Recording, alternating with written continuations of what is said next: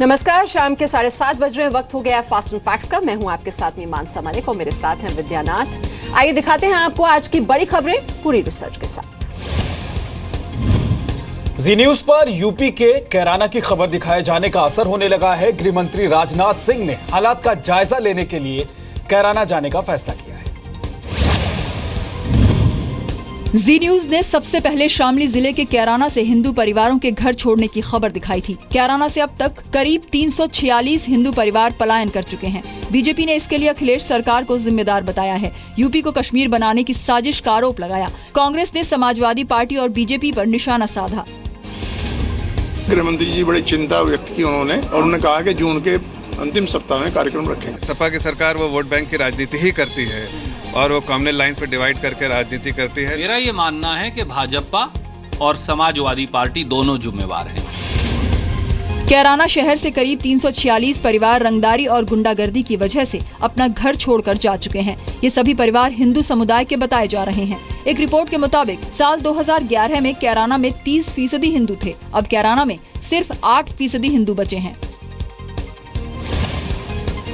BJP ने कैराना के हालात की जांच के लिए यूपी में विधानमंडल दल के नेता सुरेश खन्ना की अगुवाई में समिति गठित की है, जो 15 जून को कैराना का दौरा करेगी। फिल्म उड़ता पंजाब पर आज बॉम्बे हाईकोर्ट में सुनवाई पूरी हो गई है। सोमवार को फैसला सुनाया जाएगा। कोर्ट में याचिकाकर्ता के वकील ने दलील दी है कि 1 घंटे 31 मिनट के बाद फिल्म का मुख्य कलाकार टॉमी सुधरने लगता है। वो उनको गाली देता है जिसने उसे ड्रग्स की लत लगाकर बिगाड़ा। कोर्ट ने कहा, हम इतना कह रहे हैं कि फिल्म में किसी राज्य का संदर्भ ना लें। याचिकाकर्ता के वकील ने कहा, रोज खबरों में आता है कि राज्य में ड्रग्स की स्थिति कैसी है। अगर ये सच है तो इसे क्यों न दिखाया जाए। इस दौरान सेंसर बोर्ड के वकील ने कहा, हमें फिल्म के ओरिजिनल डिस्क्लेमर पर आपत्ति है। इस पर कोर्ट ने कहा, अगर लिख दिया जाए कि फिल्म और उसका कोई पात्र समाज में आपत्तिजनक भाषा को बढ़ावा नहीं देता तो ठीक है। याचिकाकर्ता के वकील ने जवाब दिया, हाँ बिल्कुल, हम ऐसा लिख सकते हैं। कोर्ट ने सेंसर बोर्ड के वकील से कहा, हमें बताएं आप सहमत हैं या नहीं, वरना हम अपना फैसला करें। कोर्ट ने यह भी कहा कि शुरुआत में ऐसा नहीं लगता कि फिल्म ड्रग्स को बढ़ावा देने जैसा कोई संदेश दे रही है। We have offered disclaimers in 3 parts. The message of the film is very clear. The matter is concluded. Matter is kept for judgment on Monday. Punjab में नशे की समस्या पर आधारित फिल्म है उड़ता पंजाब। उड़ता पंजाब में शाहिद कपूर के अलावा करीना कपूर और आलिया भट्ट भी हैं। उड़ता पंजाब 17 जून को रिलीज होने वाली थी, लेकिन अब इसमें देरी हो सकती है। सेंसर बोर्ड ने फिल्म उड़ता पंजाब के कई गानों में इस्तेमाल किए गए शब्दों पर भी आपत्ति जताई है। दिल्ली विधानसभा में आज विशेष सत्र के दूसरे दिन जमकर हंगामा देखने को मिला। विधानसभा स्पीकर पर अपनी बात रखने का मौका नहीं देने का आरोप लगाते हुए बीजेपी विधायक और दिल्ली विधानसभा में नेता विपक्ष विजेंद्र गुप्ता टेबल पर चढ़ गए। विधानसभा में टैंकर घोटाले को लेकर बहस चल रही थी। विजेंद्र गुप्ता के विरोध पर सीएम अरविंद केजरीवाल और डिप्टी सीएम मनीष सिसोदिया भी मुस्कुराते नजर आए। केजरीवाल ने विजेंद्र गुप्ता की पत्नी पर पेंशन घोटाले का आरोप लगाया। ये 400 करोड़ का घोटाला दिल्ली के मुख्यमंत्री ने क्यों किया है, इस पर उनके खिलाफ कार्रवाई होनी चाहिए। मैं कल जल बोर्ड की फैक्ट फाइंडिंग दे दूंगा। आप आपकी पत्नी ने जो पेंशन घोटाला किया उसकी रिपोर्ट कल आप मेरे को दे देना। हंगामे के बाद एएपी विधायकों ने विजेंद्र गुप्ता को विधानसभा से बाहर निकालने की मांग की। दिसंबर 2011 में दिल्ली जल बोर्ड ने 3 कंपनियों को 385 टैंकर सप्लाई करने का ठेका दिया।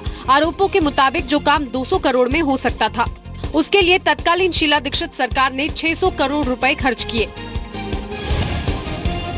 दिल्ली जल बोर्ड के चेयरमैन कपिल मिश्रा ने शीला दीक्षित सरकार के दौरान हुए टैंकर घोटाले की विभागीय जांच के आदेश तो दिए हैं, लेकिन मामला एसीबी को नहीं सौंपा गया। दिल्ली सरकार की ओर से अखबारों में पंजाबी भाषा को लेकर जारी एक विज्ञापन पर विवाद हो गया है। केजरीवाल सरकार ने करीब सभी हिंदी और अंग्रेजी अखबारों में एक विज्ञापन दिया है। विज्ञापन में पंजाबी भाषा को बढ़ावा देने के लिए दिल्ली सरकार के फैसलों की जानकारी दी गई। बीजेपी ने केजरीवाल सरकार पर पंजाब चुनाव के लिए दिल्ली की जनता के पैसे लुटाने का आरोप लगाया।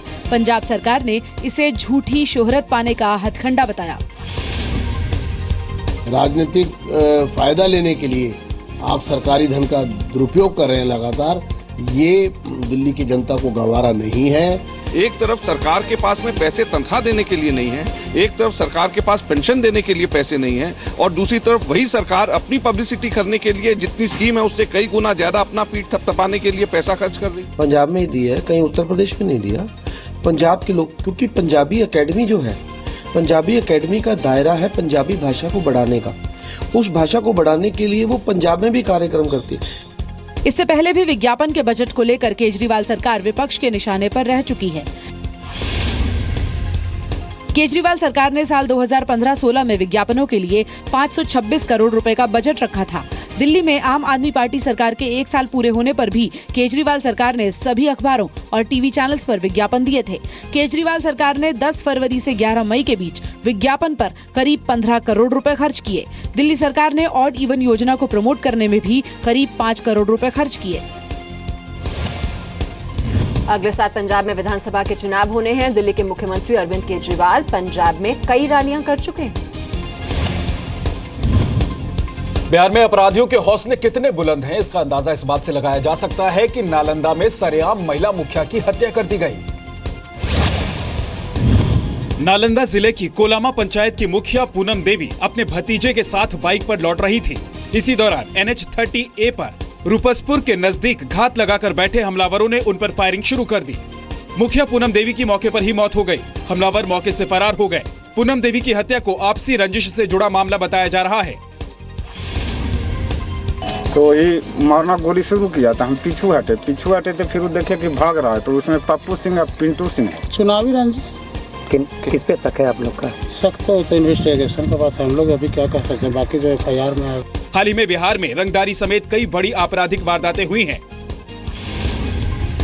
2015 में फिरौती के लिए अगवा करने की 58 वारदातें हुई। 2016 में अब तक 12 वारदातें हो चुकी हैं। बिहार IMA के मुताबिक अक्टूबर 2015 से मई 2016 तक 20 डॉक्टरों से रंगदारी मांगने या हत्या की धमकी देने जैसी वारदातें हुई। 13 मई को सिवान में एक हिंदी अखबार के ब्यूरो चीफ राजदेव रंजन की हत्या कर दी गई।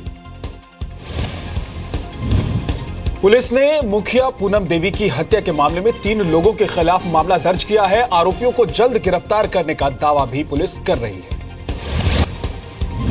दिल्ली से सटे गुड़गांव में एक लड़की की पीट कर हत्या कर दी गई। वारदात गुड़गांव के शंकर चौक के पास हुई।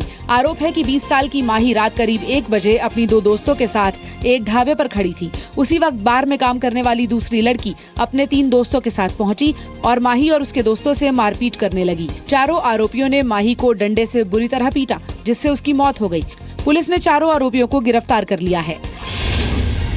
उनका पहले से 2-3 दिन पहले कोई झगड़ा हुआ था, जिसके कहानी आज जब आमने सामने हुए तो पहले इनकी बहस हुई और उसके बाद वो लड़ाई झगड़े में बदल गई।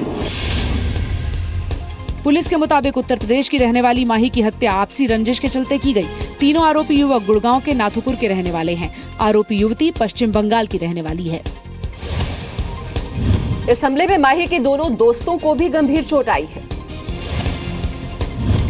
विदेश में 2 भारतीय महिलाएं मुश्किल में हैं। काबुल में एक महिला को अगवा कर लिया गया तो रियाद में एक एम्प्लॉयर पर महिला को बंधक बनाने का आरोप है। गुरुवार रात को अफगानिस्तान की राजधानी काबुल में एक इंटरनेशनल NGO में काम करने वाली भारतीय महिला जूडिथ डिसूजा को अगवा कर लिया गया है। जूडिथ कोलकाता की रहने वाली हैं। वहीं सऊदी अरब की राजधानी रियाद में भी एक भारतीय महिला को उसके एम्प्लॉयर ने बंधक बना लिया। नासिर नाम के एक शख्स ने ट्वीट कर विदेश मंत्री सुषमा स्वराज से मदद की गुहार लगाई है। ट्वीट मिलते ही सुषमा स्वराज ने मदद का भरोसा दिया। मैंने रियाद में भारतीय दूतावास को तुरंत एक्शन लेने को कहा है। आप दूतावास से संपर्क करें। काबुल से अगवा जूडिथ डिसूजा को लेकर भी सरकार हरकत में आ गई है। जूडिथ को किडनैपर्स के चंगुल से छुड़ाने की कोशिश जारी है। सरकार कोलकाता में डिसूजा परिवार के संपर्क में है। काबुल से किडनैप हुई जूडिथ डिसूजा 2015 से काबुल में काम कर रही हैं। डिसूजा आगा खान डेवलपमेंटल नेटवर्क के साथ काम करती हैं। भारतीय दूतावास ने अफगानिस्तान सरकार के सामने जूडिथ डिसूजा के अपहरण का मुद्दा उठाया है। जूडिथ डिसूजा के परिवार ने भारतीय दूतावास की ओर से संपर्क किए जाने की पुष्टि की है। जूडिथ की मां ने बेटी को सुरक्षित वापस लाने की गुहार लगाई है। दिल्ली के तिहाड़ जेल में बंद गैंगस्टर छोटा राजन की हत्या की साजिश के आरोप में पुलिस ने 4 लोगों को गिरफ्तार किया है। पुलिस के मुताबिक चारों आरोपियों की गिरफ्तारी 3 जून को दिल्ली एनसीआर से हुई और सभी गैंगस्टर छोटा शकील के कहने पर छोटा राजन को मारने की साजिश रच रहे थे। पुलिस ने आरोपियों के पास से हथियार और नकद भी बरामद किया है। बताया जा रहा है कि पकड़े गए सभी आरोपी इंटरनेट के जरिए छोटा शकील के संपर्क में थे। 4 लोग पकड़े गए और जांच आगे की प्रगति पे। अगर अभी हम कुछ कह देंगे तो संवेदनशीलता है जांच की, वो कॉम्प्रोमाइज होगी हमारी इन्वेस्टिगेशन। जैसे ही इन्वेस्टिगेशन पूरा होगा हम डिटेल बताएंगे। आरोपियों के नाम यूनुस, मनीष, रॉजर और जुनैद है। कोर्ट ने सभी को न्यायिक हिरासत में भेज दिया है। छोटा राजन के भारत आने से पहले भी छोटा शकील कई देशों में उसे मरवाने की कोशिश करता रहा है। गुजरात की मुख्यमंत्री आनंदीबेन पटेल भ्रूण हत्या पर 9वीं क्लास की एक छात्रा के प्रेजेंटेशन के दौरान रो पड़ी। आनंदीबेन पटेल गुरुवार को खेड़ा जिले में एक स्कूल के कार्यक्रम में पहुंची थी। इसी दौरान अंबिका गोहिल नाम की छात्रा ने भ्रूण हत्या पर बोलना शुरू किया। 84 लाख अवतार भटक्या પછી મને આ એક મોકો મળવાનો હતો, પરંતુ તેને તો તે એક જ પળમાં છીનવી લીધો। મારે તો આ સરસ મજાની દુનિયાને જોવી હતી, મારે તો આ દુનિયાને જાણવી હતી, પરંતુ ત્યાં તો આ બધું તારા સુખ ખાતર મારી આ બધી આશાને તોડી નાખે। भ्रूण हत्या पर अपनी व्यथा बताते हुए अंबिका भावुक हो गईं और रोने लगी। ये देखकर सीएम आनंदीबेन पटेल ने अंबिका को गले लगा लिया और खुद भी रो पड़ी। अंबिका ने आनंदीबेन पटेल को बताया कि वो पढ़ लिखकर एक डॉक्टर बनना चाहती हैं। सीएम ने भरोसा दिया कि उसे किसी भी मुश्किल का सामना नहीं करना पड़ेगा। अमेरिका की अगुवाई वाली संगठन सेना के हवाई हमलों में आईएसआईएस चीफ अबू बकर अल बगदादी के घायल होने की खबर है।